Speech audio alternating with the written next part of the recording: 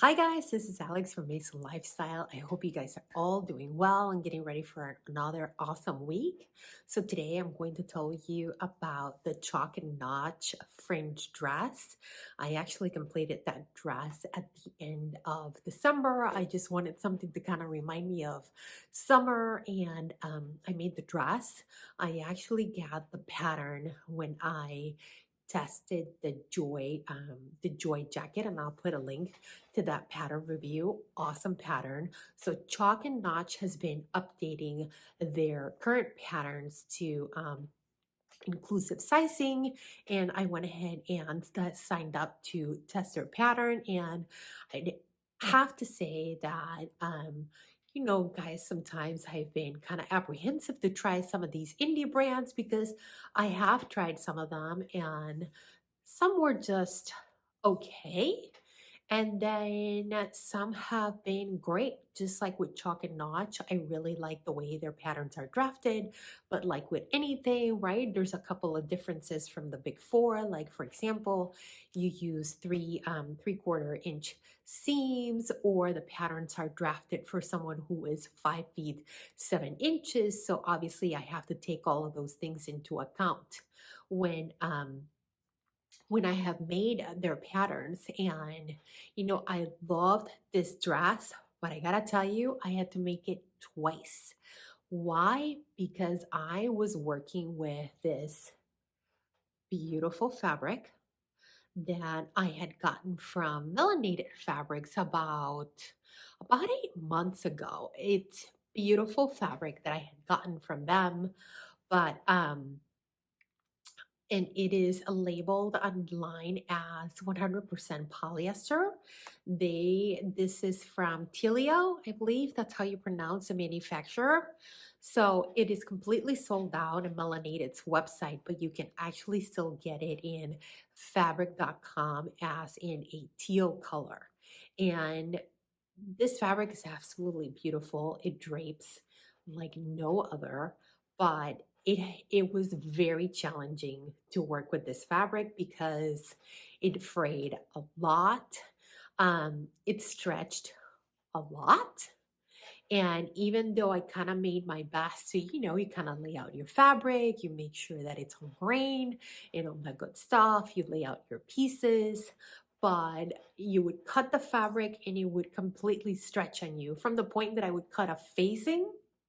And by the time I would take it to my ironing board to get it interfaced, you could see that the fabric would stretch about like half an inch. I mean, yes, you always get some stretching with facings because obviously they are, right. They're not straight pieces, they're at an angle, so you expect some of that.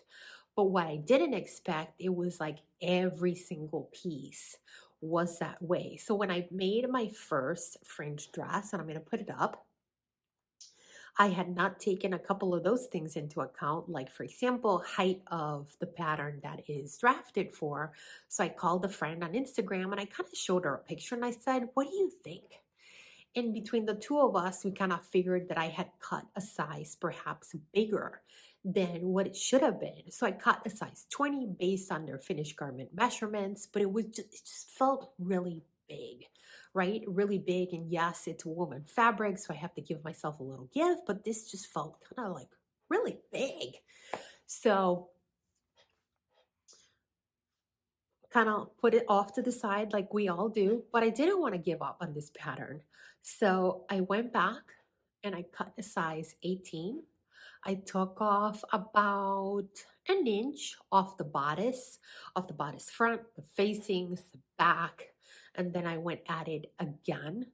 I also, the pattern also has gathers on the skirt. I knew I wanted some gathers, but then I didn't want as many gathers. So I went ahead and cut my skirt to a size 14. And I will say, when I make this pattern again, I will probably eliminate all the gathers altogether. I think sometimes when I feel sometimes that my size does not need gathers. So I think it's always nice to eliminate those just because I don't want more bulk. I don't want to look bigger. So next time, and it has been written down on my little notebook, no gathers. So eliminate the gathers. And I mean, it's kind of nice to have, right? Okay, well, I can put gathers, but I don't want gathers. I don't want no more gathers. So something to kind of note when I am making my woven dresses moving forward. But let's get back to this beautiful fabric. This beautiful fabric, right? So the reason that I had to make the dress twice was not only had I cut a larger size or what felt like a larger size for me, but this fabric, okay, she's so pretty, right? This fabric was a diva. This fabric, diva. And it stretched, it frayed.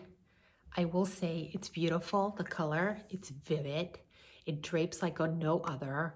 It's, like I mentioned, it is on their website as a 100% polyester, but it feels almost like a lyocell. You cannot really get a really like crisp seam when you press it. It also went off grain, like it was just crazy, to the point that I had to, the second time around that I cut the pattern, I had to cut each single piece by one. And it was to the point that, okay, I cut the bodice. Okay, let's put that off to the side. I cut the facing.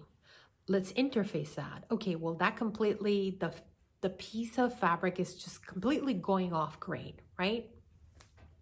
And I don't know if you guys have done a chalk and notch pattern, but instead of stay stitching, right, and all of those facing or all of those bodice areas, they have you interface those areas, and they actually give you a pattern piece for this. And the first time around, I'm like, I'm gonna stay stitch. I ain't gonna interface that. For what? Second time around, right? You learn, you live and you learn. Yeah, I'll be interfacing that. And I'm glad that I did, because there's no way that I could have done stay stitching on this bodice and lived twice to tell the tale. So I interfaced that and I made it through on this fabric. And I gotta say, if you ever have a challenging fabric, right, perhaps sometimes you kind of put it off to the side and go back at it again, because those types of fabrics are the ones that make you better at what you do.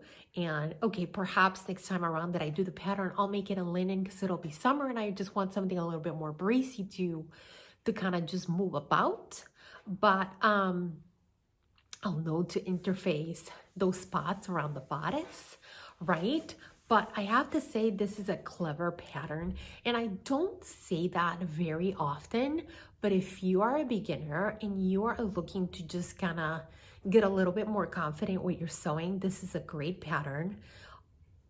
Just great pattern, and I really don't see that very often out of patterns. I will see that out of the Cielo dress from Classic Core Patterns. Very clever pattern. Great if you've never tried it. I highly suggest you do.